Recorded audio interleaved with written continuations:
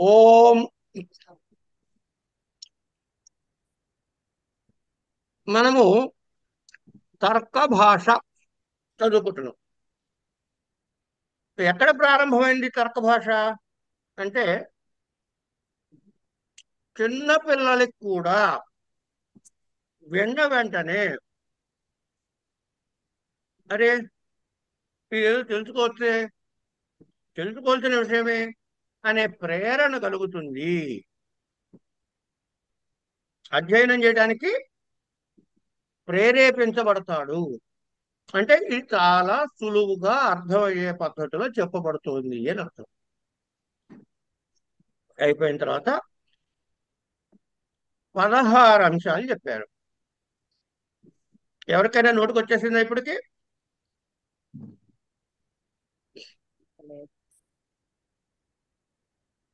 సరే.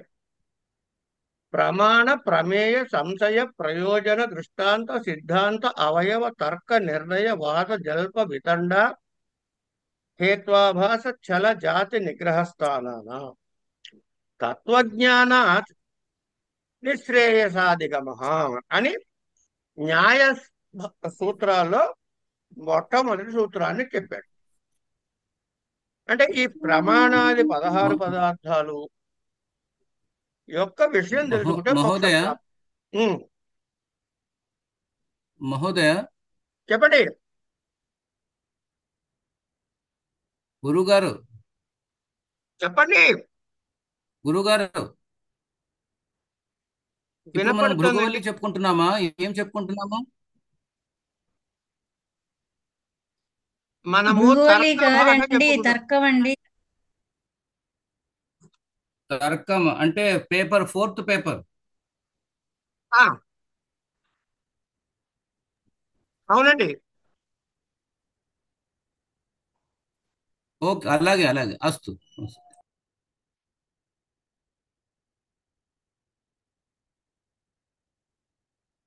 అని చెప్పారు. ఇప్పుడు మనకి ఇంట్రడక్షన్ ఏమి ఇచ్చారు? ప్రమాణ ప్రమేయ సంశయం అన్నారు. అయిన తర్వాత ఏమని అడిగారు?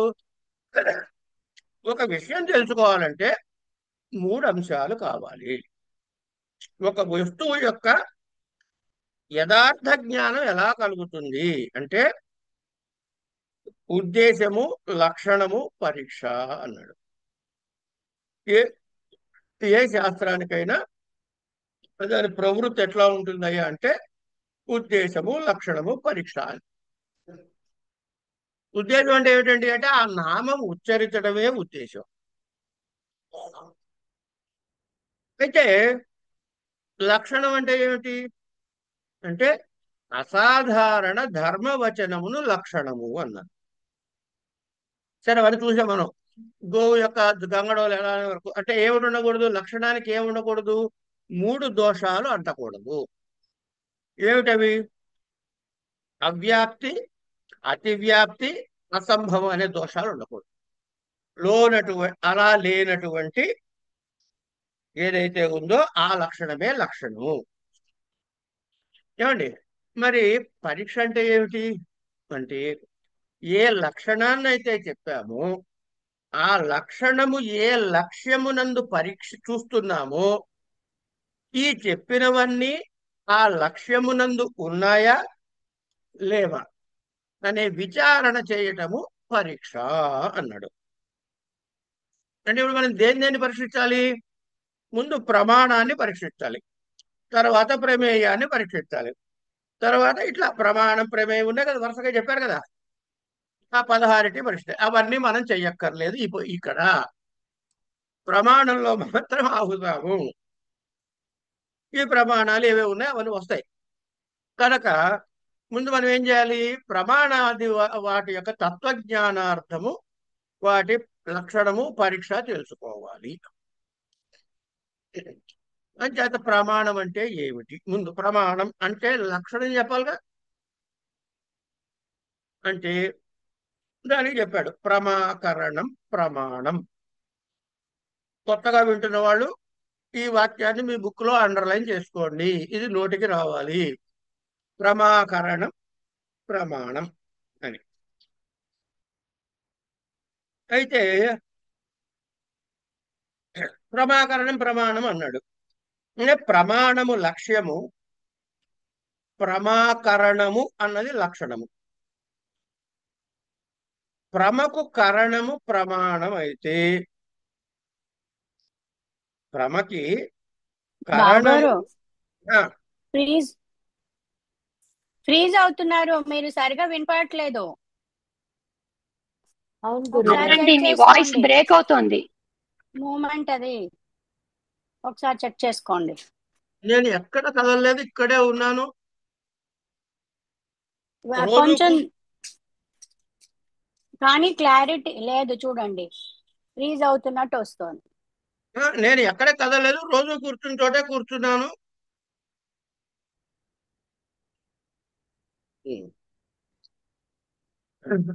ప్రమాకరణం ప్రమాణం అని ఎప్పుడైతే అన్నాడో, ప్రమాణానికి ప్రమాణము అన్నది లక్ష్యము, ప్రమాకరణము అన్నది లక్షణము. మీకు ప్రమా అంటే ఏంటో తెలుసా, కరణం అంటే ఏంటో తెలుసా, అవి చెప్పుకోవాలి. కనుక ఇంకోటి అంటాడు, కరణము అంటే ఏమిటి, సాధకతమం కరణం అనుకున్నాం కదా. సో ఏదైతే సాధించటానికి అత్యంతమైనటువంటి అవసరం ఉన్నదో ఆ వస్తువు. మరి ఇక్కడ ప్రమాకరణం అన్నదైతే, ప్రమ దేనికైతే ప్రమ కరణమవుతుందో, ప్రమకి ఏది కరణమవుతుందో, ప్రమకు ఏది కరణమో అది ప్రమాణము అన్నాడు. కాబట్టి మరి కరణానికి ఒక ఫలం ఉండాలిగా, అదొక నియమము.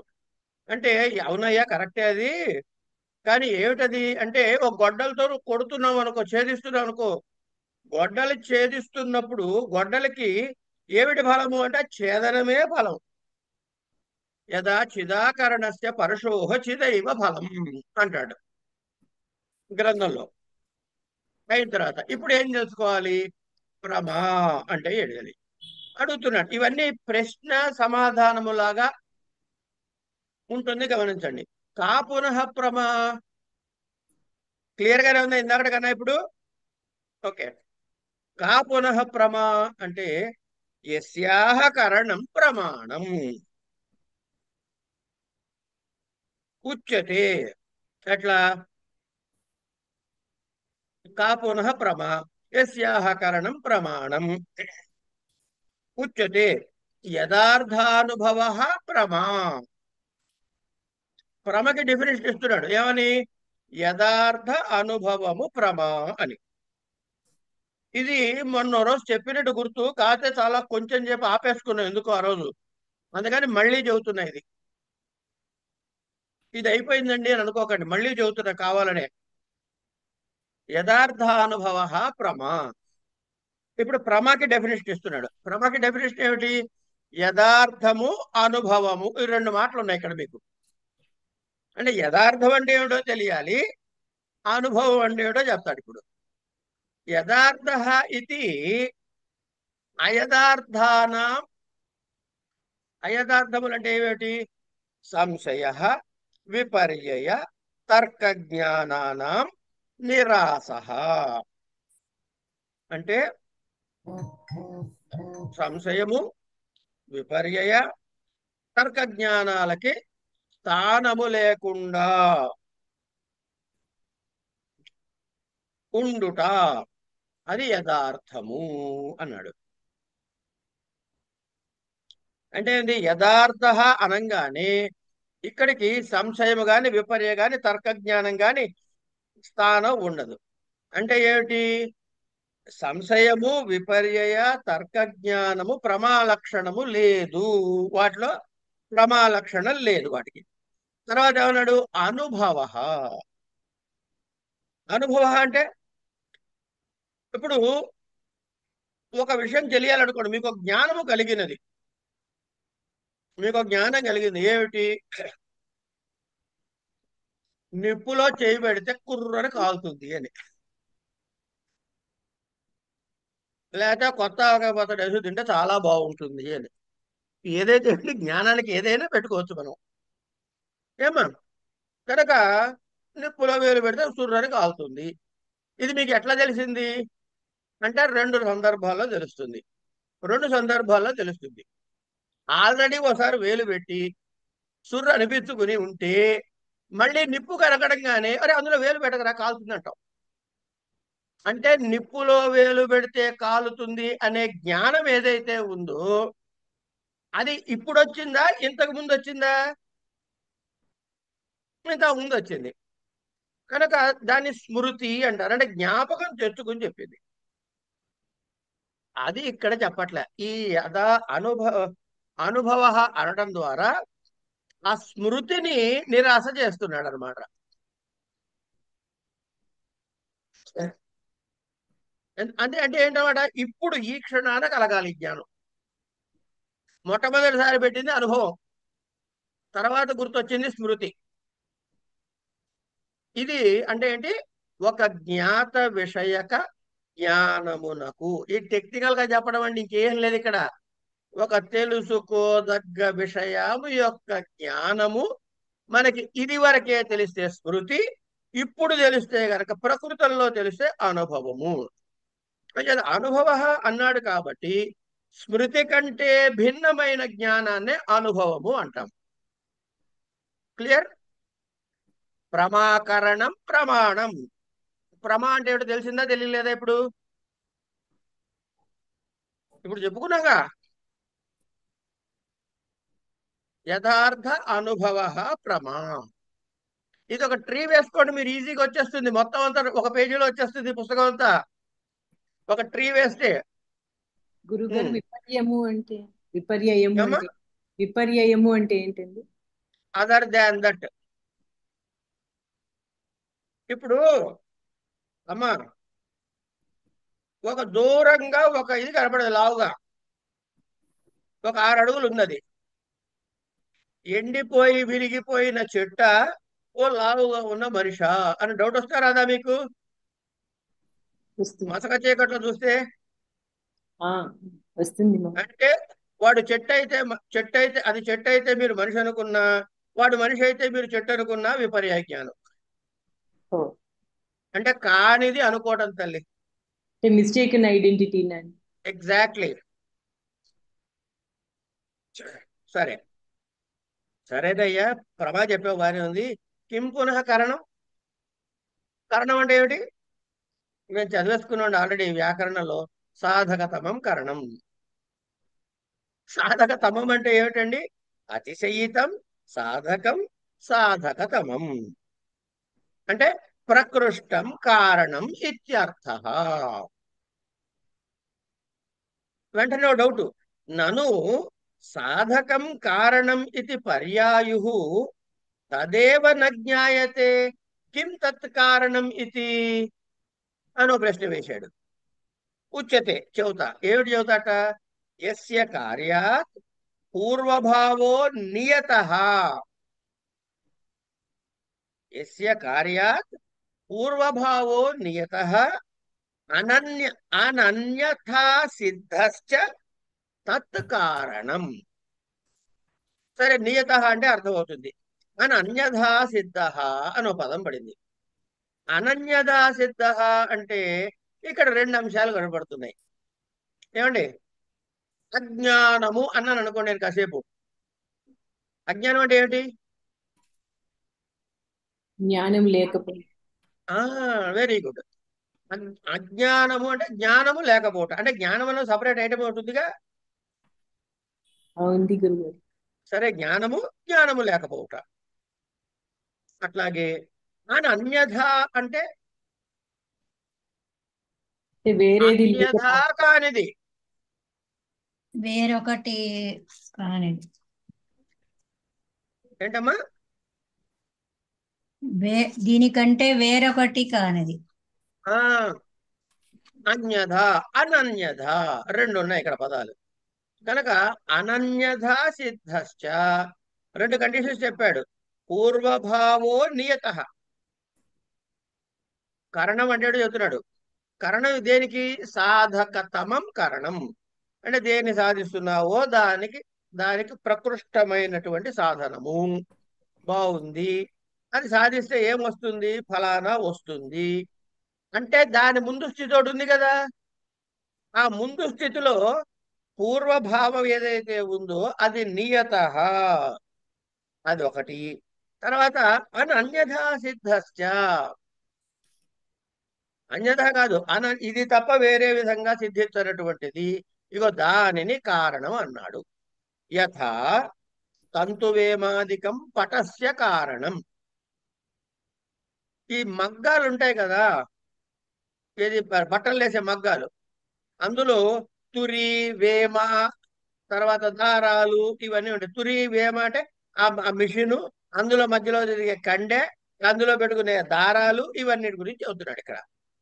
యథా తంతు వేమాదికం పటస్య కారణం. యద్యపి పటోత్పత్తౌ దైవాదాగతస్య రాసబాధే పూర్వభావో విద్యతే తథాపి నాసౌ నియతః. నేను జాగ్రత్తగా చెబుతున్నాడు చూడండి. సాధకానికి కారణానికి ఈ రెండింటినీ పర్యాయ పదాలుగా కనపడుతున్నాయి కదా, కారణం అంటే ఏమిటో తెలియటం లేదయ్యా అన్నాడు. సాధకము కారణము ఈ రెండు ఒకే పదాలుగా కనపడుతున్నాయి కదా, ఈ రెండిటికి తేడా ఏమిటో నాకు అట్టే తెలియట్లేదయ్యా. కారణం అంటే ఏమిటో నాకు తెలియట్లేదు అన్నాడు. అంటే లక్షణము ద్వారా కారణ శబ్దానికి అర్థం చెప్పమని అడుగుతున్నాడు. ఇప్పుడు ఒకటి తయారు కాబోవటానికి అంటే అది కుండ అనుకుందాం, లేకపోతే గుడ్డ అనుకుందాం, ఏదైనా ఘటపటాదులు, దానికంటే ముందే నిశ్చయమై ఉండి, నిశ్చితంగా ఉండాలి. తర్వాత అనన్యదా సిద్ధమైనదు అంటే మరొక కార్యమును పుట్టించే శక్తి లేకుండా హీనమైనది కాలేదు. అనన్యదా సిద్ధమైనదు అంటే వేరొక కార్యాన్ని పుట్టించే శక్తి హీనమైంది కాలేదు, అది కారణము అనబడుతుంది.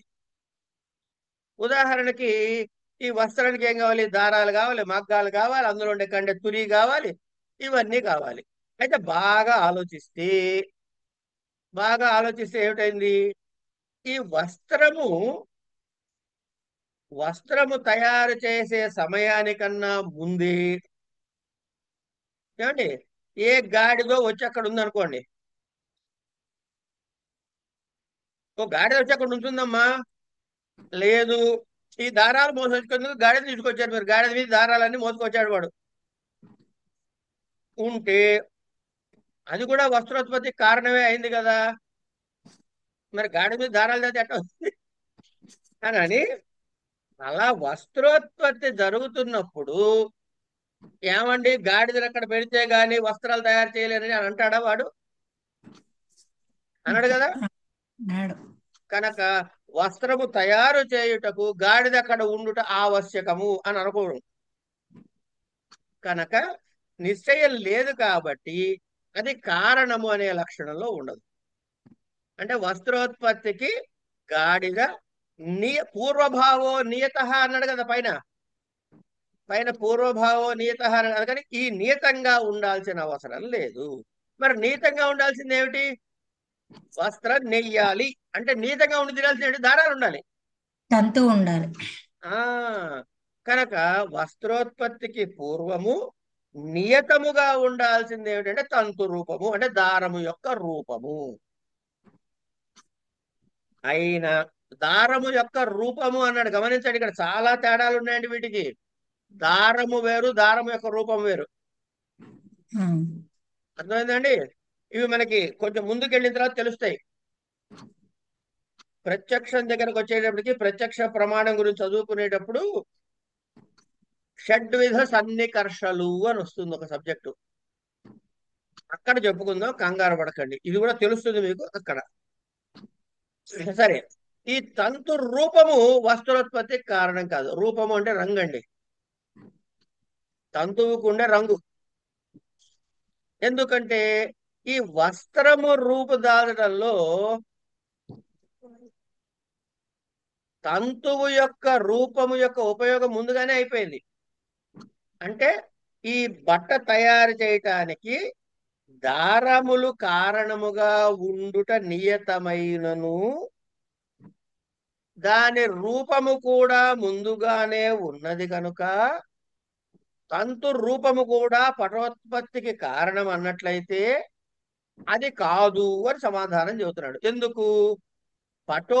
పట రూపోత్పత్తికి తంతువులు తప్పనిసరిగా కారణం కానీ తంతువుల యొక్క రూపము కాదు. ఎందుకు? తంతువులు తయారు చేయటంలో తంతు రూపము కారణమవుతుంది, తంతువులు తయారు చేయడంలో తంతు రూపం కారణం అవుతుంది. కానీ తంతు రూపము వస్త్రానికి కారణం కాదు. ఇక్కడ 3 ఐటమ్స్ తీసుకోవాలి: తంతువులు, తంతు రూపము, వస్త్రము. తంతువు తయారు చేయడానికి తంతు రూపం కారణం కావచ్చు కాక, కానీ తంతు రూపము ఈ వస్త్రానికి కారణం కాదు అని. లేదయ్యా, రెండూ కూడా తంతు రూపము తంతువులు రెండూ కూడా పటం గురించే కదా కారణాలు, పటము పట రూపము గురించే కదా. ఏమవుతుంది అట్లయితే హాని అవుతుంది అని అంటే, ప్రతిదానికి కారణత్వాన్ని కల్పిస్తే అది ఒక దోషము. దాన్ని గౌరవ దోషము అంటారు. గౌరవం అంటే బరువు పెరగడం అమ్మా. ఏదైనా మనము లాఘవముగా సాధించాలి అంటే గౌరవానికి ఆపోజిట్, గురువుకి ఆపోజిట్ లఘువే కదా. అంత గౌరవంగా వదలు లాఘవాన్ని సాధించాలి. కనుక ఇక్కడ ఏం చెప్తున్నాడు? పటము గురించి తంతువులే కారణము కానీ తంతు రూపము కారణము కాదు అని చెప్పాడు.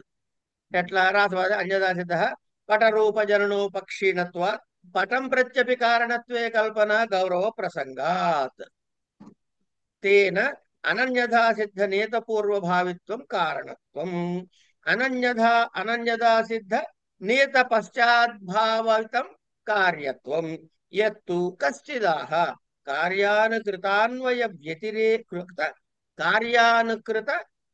వ్యతిరేకి కారణమితి తదయుక్తం.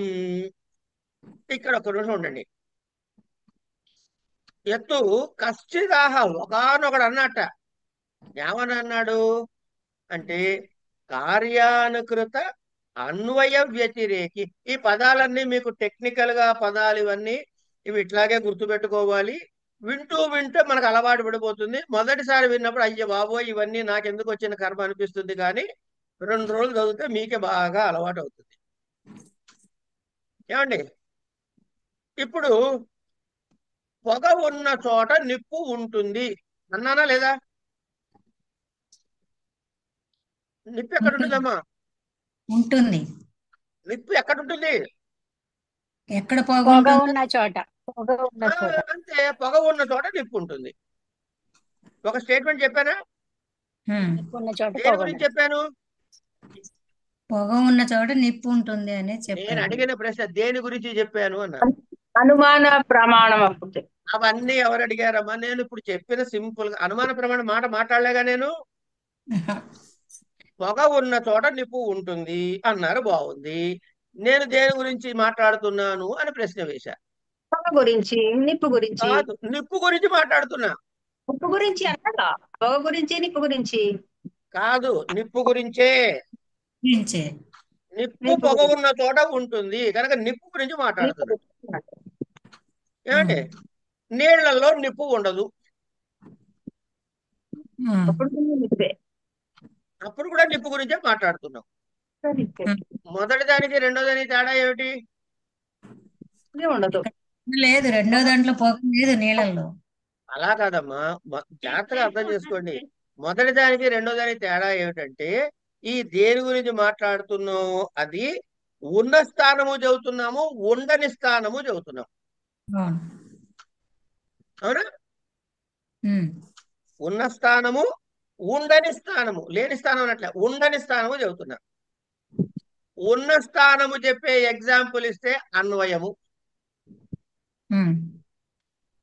ఉండని స్థానం ఎగ్జాంపుల్ ఇస్తే వ్యతిరేకం అవుతుంది. వ్యతిరేకము.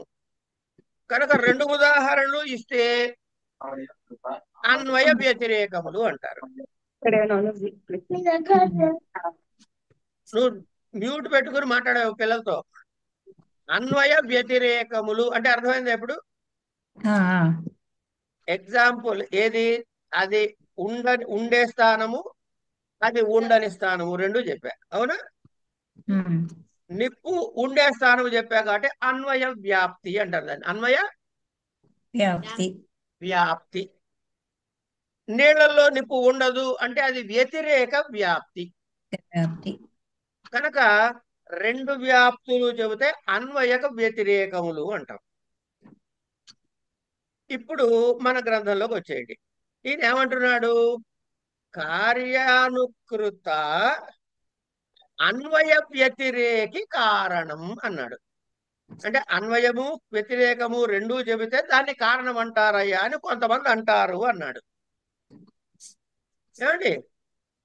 కాదు, అయుక్తం అలా చెప్పడానికి వీలు లేదు. అంటే అర్థం ఏమిటి? అయితే కొన్ని చోట్ల అన్వయం ఉండకపోవచ్చు, కొన్ని చోట్ల వ్యతిరేకం ఉండకపోవచ్చు. వీటి చెప్పిన లెక్క ప్రకారం ఏం కావాలి? అన్వయము వ్యతిరేకము రెండు ఉండాలి. ఈ పాయింట్ ఉమ్. అర్థమైందా? ఆ. కార్యానుకృత అన్వయ వ్యతిరేకి కారణమితి తదయుక్తం. నిత్య విభూతీనాం వ్యోమాదీనాం కాలతో దేశతశ్చ వ్యతిరేక సంభవేన అకారణత్వ ప్రసంగాత్ అన్నాడు. అంటే ఏం చెబుతున్నాడు ఇక్కడ? కనుక నాయన ఎట్లాగైతే అన్వయ వ్యతిరేక అనుసరిస్తేనే కారణము అని కొంతమంది అంటున్నారు. ఈ కొంతమంది అని ఎప్పుడైనా చెబితే అండి, ఈ నైయాయికులు చెబుతుంటే వాళ్ళు మీమాంసకులనో లేకపోతే ఇంకోళ్ళు ఎవరినో చెప్తారనమాట. మీమాంసకులు వాడెవడో చెప్పాడు అంటే వీళ్ళు తార్కికుల్లో ఎవరో మాట్లాడుతున్నారు అన్నమాట. ఇక్కడ ఈ సందర్భంలో పెద్దలు ఏం చెబుతారంటే ఇది మీమాంసకులు చెప్పిన స్టేట్మెంట్ అంటారు. కనుక మీమాంసకులు ఏమన్నారు? అన్వయ వ్యతిరేకానుసరణమే కారణము అన్నారు.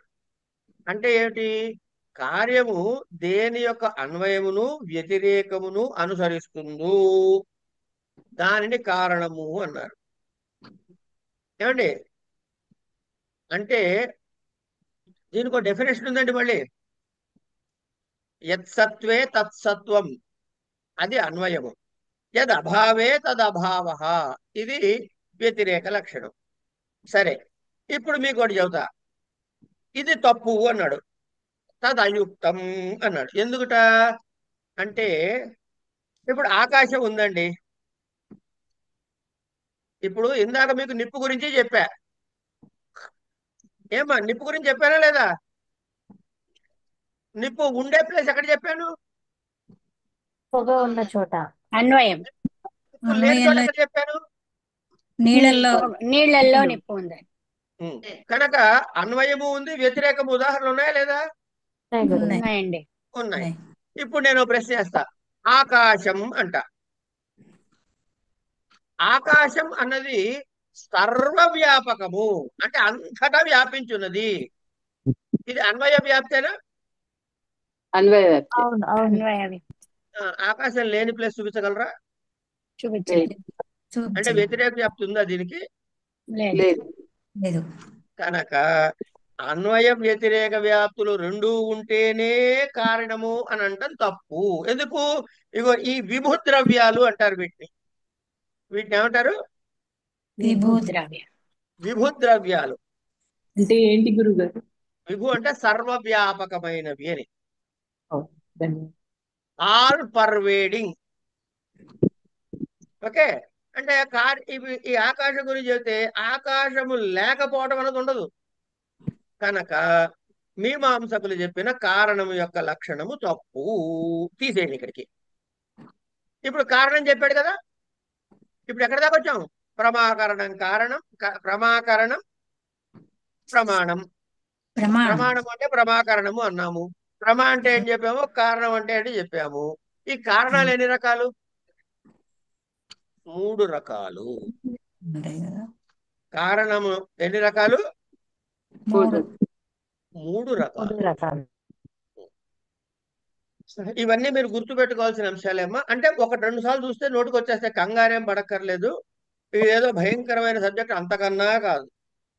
చాలా ఒక లాజిక్ తో అలా బుర్ర పెట్టి ఒక లెక్క చూసుకుంటూ పోతే సరిపోతుంది. తచ్చ కారణం త్రివిధం, కారణాలు 3 విధాలు. ఏమిట్రావి? సమవాయ, దాని ముందు ఆ పెట్టండి, అసమవాయ నిమిత్త భేదాత్. ఏమండి? యత్ సమవేతం కార్యముత్పద్యతే తత్ సమవాయ కారణం, యథా తంతవః పటస్య సమవాయి కారణం, యతః తంతుష్వేవ పటః సమవేతో జాయతే న తుర్యాదిషు. అనగానే నను తంతు సంబంధ ఇవ తుర్యాది సంబంధోపి పటస్య విద్యతే తత్ కథం తంతుష్వేవ పటః సమవేతో జాయతే న తుర్యాదిషు అంటే సత్యం. ద్వివిధః సంబంధః సంయోగః సమవాయశ్చేతి తత్ర అయుత సిద్ధయోః సంబంధః సమవాయః అన్యోయోస్తు సంయోగ ఏవ. ఇక్కడ దాకా చెప్పుకుందాం ఇవాళ. మీ గ్రంథంలో కూడా ఇక్కడ దాకానే ఉందా, వేరే ఉందా? ఉందండి. ఇదే ఇంకా ఉందా? ఉందండి. ఇదే ఉంది. గురుగారు కారణం ఈ మాటలన్నీ చాలా గడిబిడిగా అనిపిస్తున్నాయండి. అసలు ఏమి రిటెన్షన్ జీరో అనిపిస్తుంది. నా మాట కట్ అవుతుందా? లేదండి, ఈ ఈ పుస్తకంలో ఉన్న మాటలంతా చాలా గడిబిడిగా అర్థం అవడానికి కొంచెం కష్టంగా ఉంది. ఎవరు మాట్లాడేది? ఉమా గురుగారు. ఆ? ఉమా అండి నా పేరు. ఉమా గారు, ఉమా గురుగారు. మీకు మాట ఇస్తా నేను. ఆహా, ఇవాళ ఏం వారం? ఇవాళ సోమవారం. సోమవారం. శనివారం నాడు మనం మాట్లాడుకుందాం. అలాగే గురుగారు. ఆ రోజు నేను పాఠం చెప్పను, ఆ, ఉమ గారు పాఠం చెబుతారు, మేమంతా వింటాం. దేవుడా. అలాగే నేను ఛాలెంజ్కి రెడీ, మీరు రెడీనా?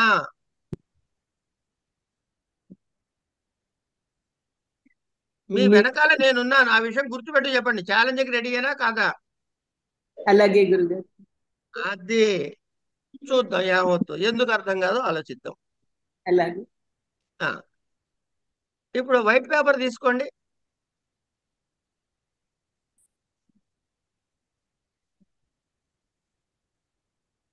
నాకు పాఠం ఇవ్వాలి, ఇవాళ పూర్తి కాకపోతే నాకేం దిగులు లేదు. కానీ ఏ ఒక్కళ్ళకి అర్థం కాకపోయినా పాఠం చెప్పినట్టు కాదు అది.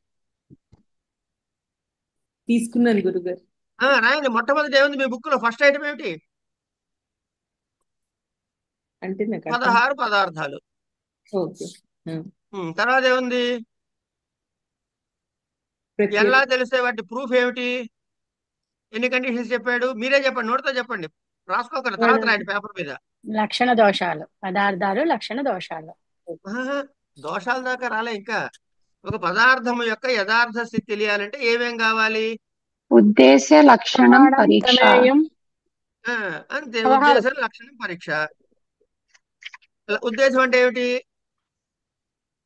పేరు. ఉమా గారు మీరే మాట్లాడాలి ఇప్పుడు. గురుగారు ఉద్దేశం నేను అంటే ఒకసారి ఏమిటి? చదువుతానండి. చదవకుండా అని తప్పులు చెప్తానని నా బాధ. అంతే. తప్పు చేస్తే మేము ఉన్నాం కదమ్మా ఇక్కడ కరెక్ట్ చేయడానికి. ఉద్దేశం అంటే మీకు అర్థమైన మీ ఉద్దేశంలో ఉద్దేశం అనగానేమి?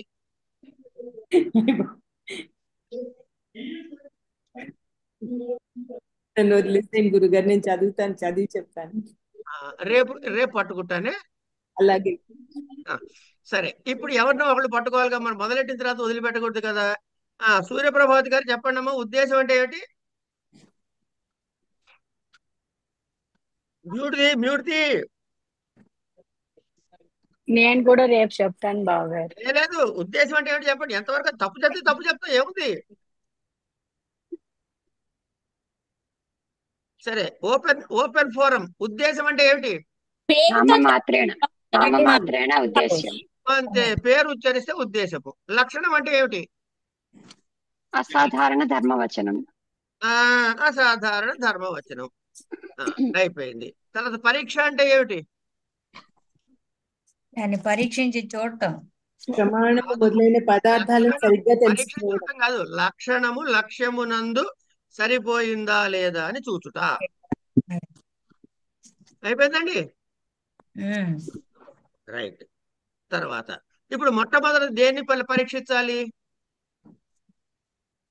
ప్రమాణం. ఉమాగారు వింటున్నారా, మర్చిపోయారా? వింటున్నాను గురుగారు. ఆ, ముందు దేన్ని పరీక్షించాలి మనం? పేరుని పేరు. నామం ప్రమాణాన్ని పరీక్షించాలి. అవును. ప్రమాణం అనే ఉద్దేశం ఎక్కడ చెప్పాడు? ఆల్రెడీ మొదటి సూత్రంలో చెప్పేశాడు. ప్రమాణాన్ని పరీక్షించాలంటే ఏం కావాలి మీకు? ప్రమాణం యొక్క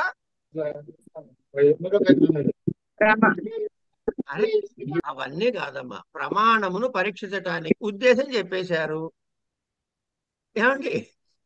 పరీక్షించాలి. మధ్యలో ఏముంది? అతివ్యాప్తి, అవ్యాప్తి. అది కాదు తల్లి. సమాకరణం. ఒక- సమాకరణం. అదిగా కరెక్ట్ ఆన్సర్, కరెక్టే. ప్రశ్న చెప్పండి. జ్ఞానం. ప్రమాణము గురించి ప్రమాణము గణేష్. గురించి ఒక్క నిమిషం, ప్రశ్న పూర్తి చేయించిన మీరు చెప్పండి. ప్రమాణము గురించి తెలియాలంటే, ప్రమాణము అని రుజువు చేయాలంటే 3 కావాలి. ఆ ఉమ్. మూడిట్లో ఉద్దేశం ముందు చెప్పేశాడు అన్నారు. పరీక్ష లక్షణము చేయాలి. పరీక్ష ఇంకా రెండు ఏం తెలిస్తే పరీక్ష చేస్తారు? లక్షణము లక్షణం. ఆ లక్షణం తెలియాలి. దేని లక్షణం తెలియాలి? ప్రమాణం ప్రమాణం లక్షణం. పదార్థ లక్షణం తెలియాలి. పదార్థం. ఏ పదార్థాన్ని చేత్తో పట్టుకున్నప్పుడు మనం ప్రమాణము అనే పదార్థాన్ని పట్టుకున్నాం. ప్రమాణము. ప్రమాణం యొక్క లక్షణం ఏం చెప్పాడు?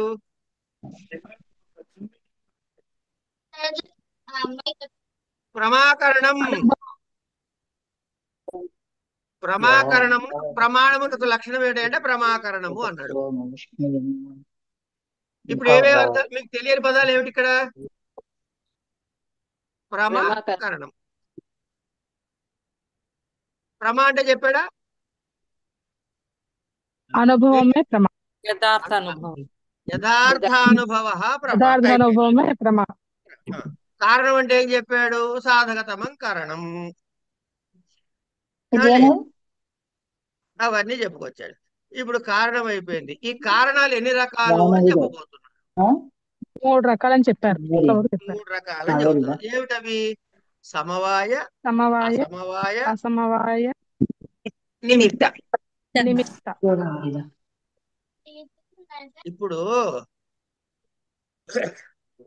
ఇప్పుడు ఓ కుండ చేయాలనుకోండి, లేదా ఓ బట్ట చేయాలనుకోండి.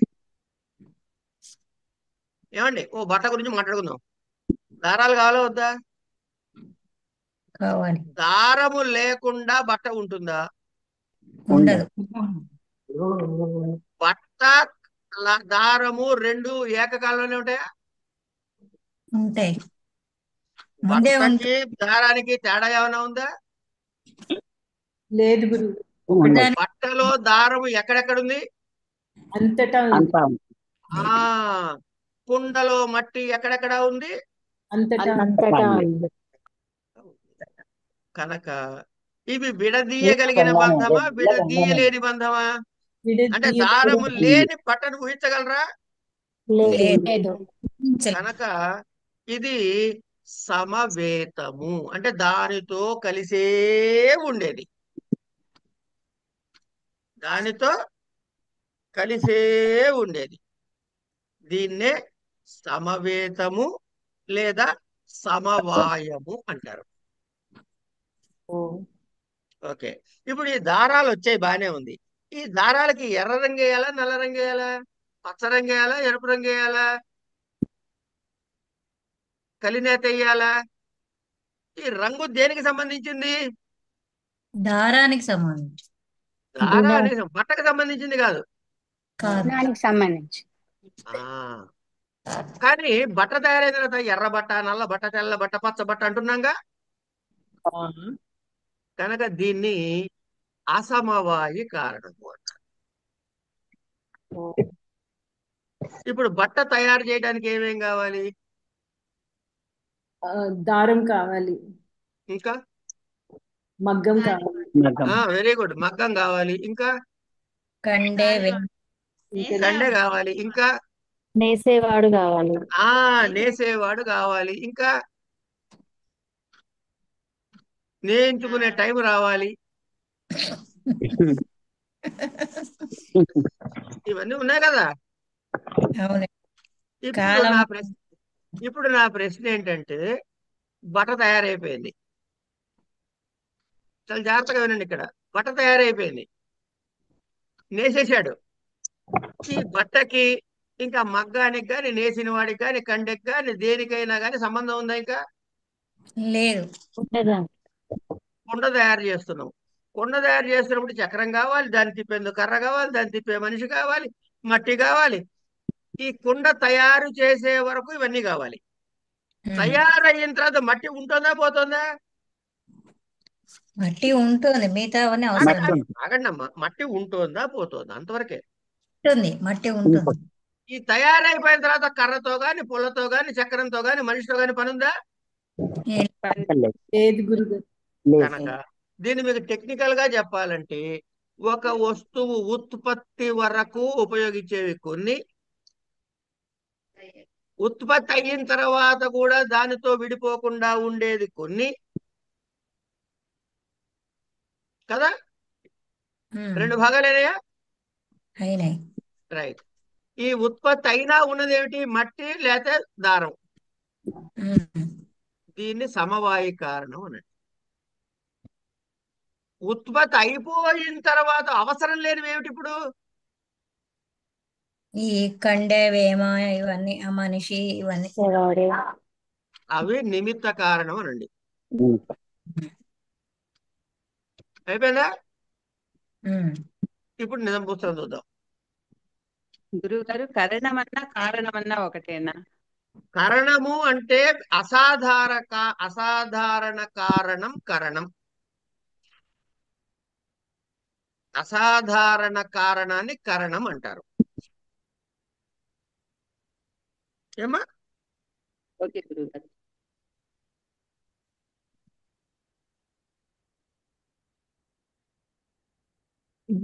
గురుగారు కారణము అంటే రీజన్, కారణం అంటే అంటే ఇన్స్ట్రుమెంట్ అలా తీసుకోరా గురుగారు?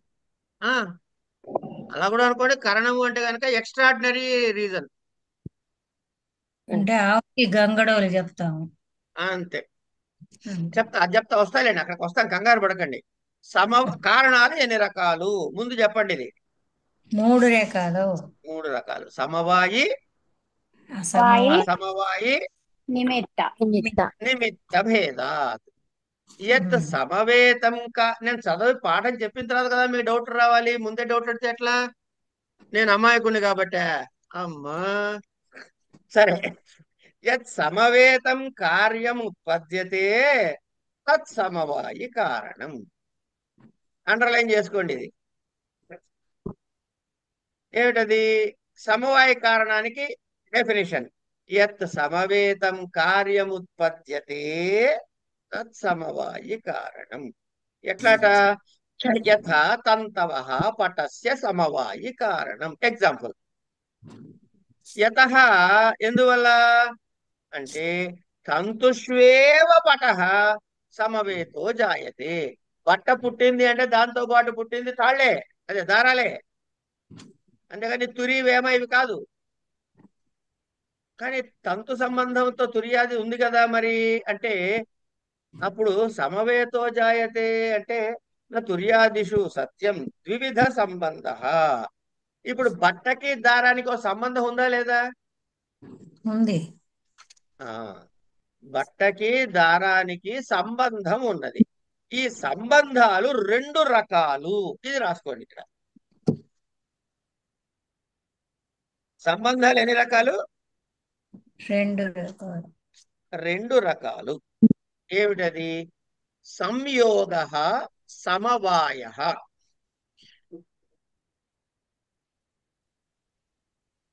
సంయోగ,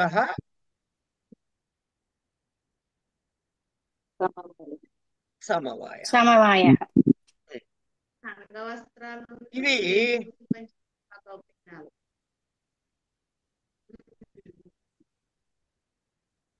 ఇక్కడ మళ్ళీ 2 మాటలు వాడుతున్నాడు. అయుత సిద్ధాలు, అయుత సిద్ధాలు కానివి అని 2 మాటలు చెప్తున్నాడు. జాగ్రత్తగా వెతికి చెప్తా, అన్ని వరుసగా వస్తాయి, మనకి ఇబ్బంది లేదు. ఏమిటవి?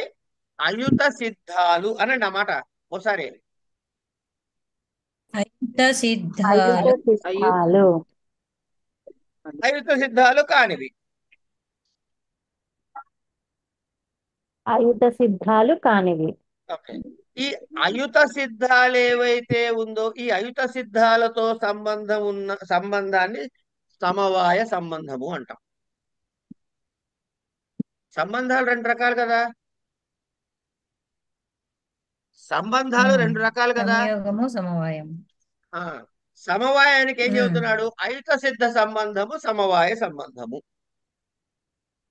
అది కాని అన్ని కూడా సంయోగ సంబంధములే. ఏమండి? ఓహో. అంటే ఒక పదార్థము ఒక రెండింటిలో అయుత సిద్ధ పదార్థముల సంబంధాన్ని సమవాయ సంబంధం అంటాం. అయుత సిద్ధములు కాని పదార్థాలన్నిటినీ కూడా సంయోగ సంబంధము అంటాం. ఇప్పుడు తంతువులు ఉన్నాయి, బట్ట ఉంది, ఇది అయుత సిద్ధములు కనుక వాటి సంబంధము సమవాయ సంబంధం. అదే మగ్గము బట్ట ఉంది, ఇది అయుత సిద్ధములు కావు కనుక ఇది సంయోగ సంబంధం. అయుత అంటే ఏంటండి? చెప్తా వస్తుందా, కంగారు పడకండి.